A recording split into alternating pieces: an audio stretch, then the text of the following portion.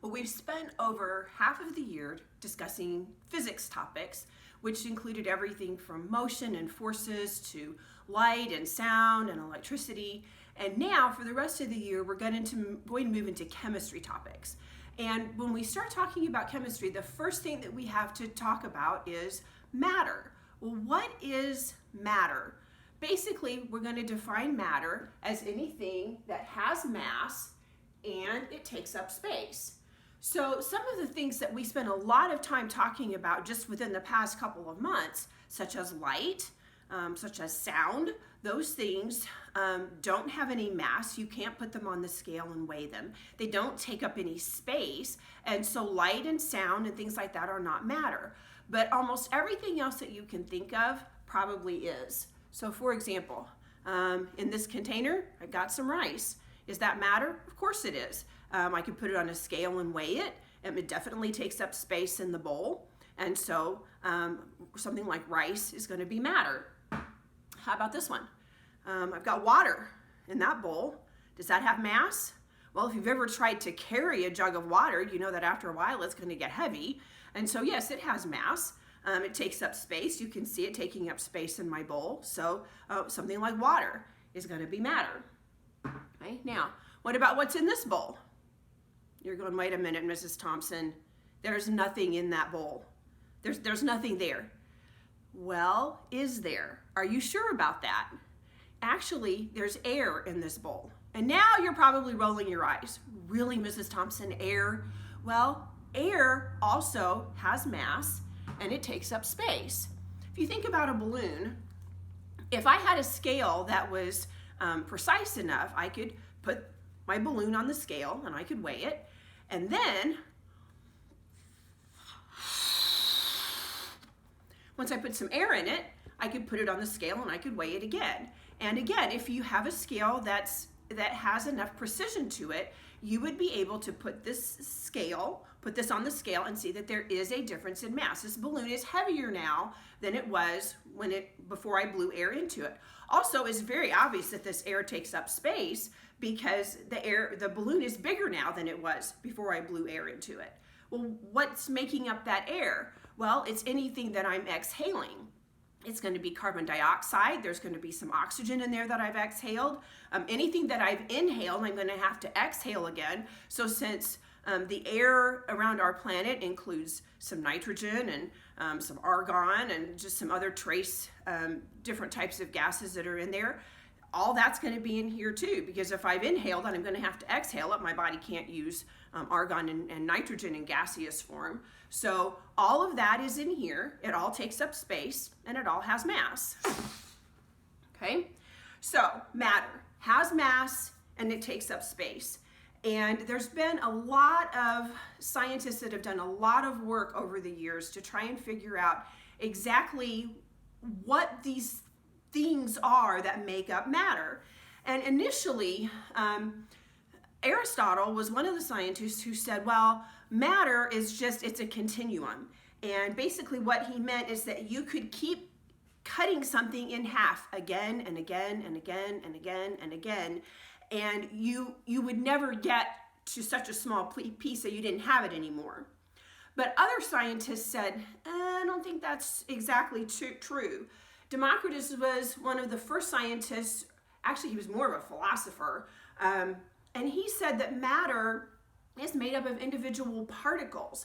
And so if you cut it in half again and again and again and again, eventually you're going to get down to something so little that it's the smallest possible piece that you can have of whatever that kind of matter is. And we're going to talk a whole lot more about these scientists and the kinds of things that they were thinking about and talking about and doing experiments on when we get into chapter 3.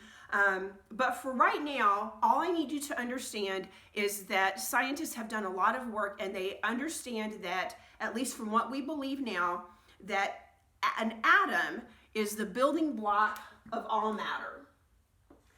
You can get down to an atom, and then that is the smallest piece of particle that you can have that still is going to maintain all the characteristics of that particular material. So if I have a chunk of iron and I cut it in half again and again and again and again and again, the smallest piece of iron that I can have that still acts like a piece of iron is going to be an atom of iron. Now, there are other things where other types of materials where I actually have atoms that then are going to bond together to make molecules. And so an example of that is carbon dioxide. So I'm going to have, carbon dioxide obviously is the gas that we exhale. And so a molecule of carbon dioxide has an atom of carbon and 2 atoms of oxygen, and they are bonded together to make molecules. So again, this is something that we're going to spend a lot more time discussing in the coming chapters, but the atom is what we're going to call the building block of all matter. Everything starts with the atom, and then if I start hooking atoms together, I'm going to get molecules. Now, one of the first pieces of evidence that scientists use to say there has to be some sort of particle that makes up matter is the fact that they realized that these different particles of matter were in constant motion.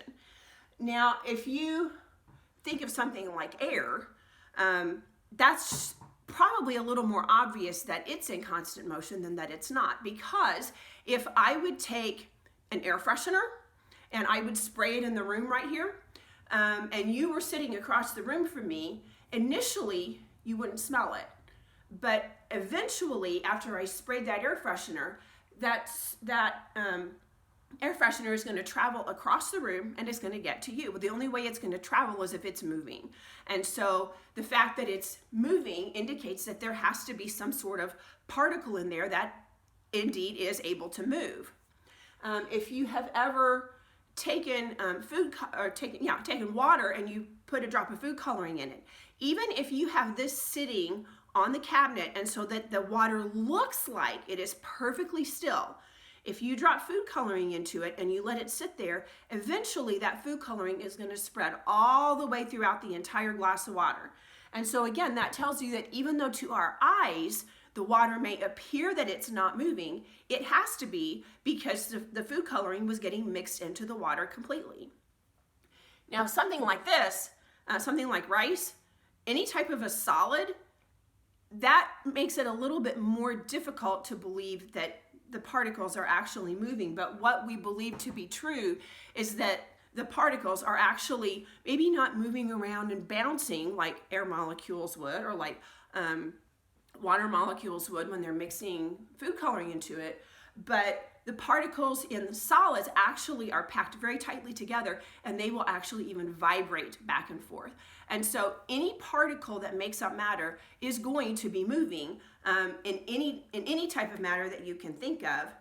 And so that is one of the pieces of evidence that they came up with to say, okay, therefore we know that matter has to be made up of particles. And in your book on page 28, they do talk about some of those different types of things that they used to figure out how particles made up matter. I don't expect you to know any of those in particular. I don't expect you to know much about diffusion or Brownian motion or any of those things right now, but I did just want you to read through them so you can understand some of the thinking processes that were occurring as scientists were saying, okay, we think matter must be made up of these little bitty molecules. And so as we continue in this chapter where we're starting these chemistry topics, we will be talking a whole lot more about matter and what kind of properties it has.